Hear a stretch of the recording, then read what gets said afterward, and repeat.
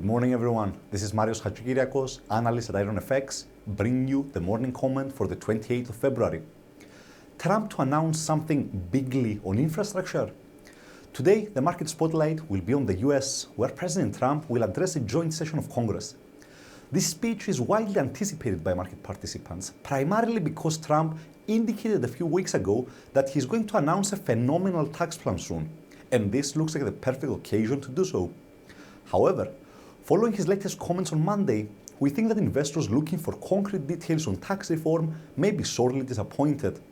He stated that his administration's first budget will not include tax changes and that his tax plan details will be released only after he develops a proposal to replace Obamacare. That does not mean this congressional address is going to pass unnoticed, though. He also said that his speech will include a big statement on infrastructure spending, something that has the potential to prove a market mover for both the dollar and US equities.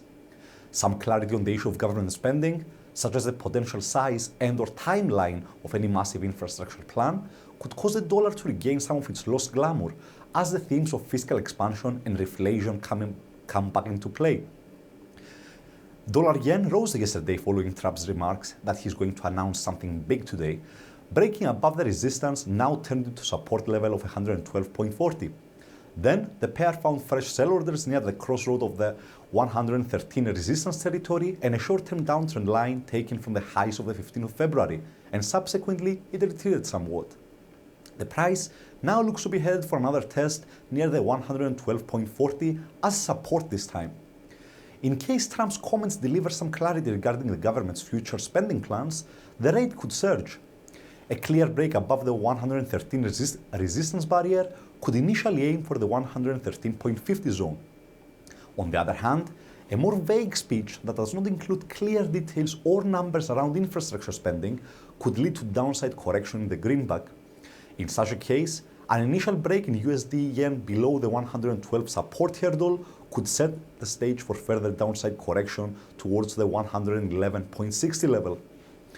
Another point of interest for investors may be any specifics regarding the prospect of a one-time repatriation of corporate cash held abroad at a discounted 10% tax rate, a central theme of the president's campaign. A confirmation of that could boost the dollar as well. As for today's highlights, during the European Day, there is not much on the economic calendar. The most noteworthy indicators we get will be Sweden's GDP for Q4 and retail sales for January. GDP growth is forecast to have accelerated from the previous quarter, while retail sales are expected to have rebounded on a monthly basis.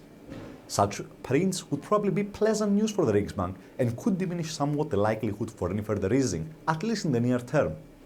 Something like that could reverse some of SEK's recent losses. With regards to the US data, we get a second estimate of Q4 GDP. Expectations are for economic growth to have been revised upwards, albeit slightly.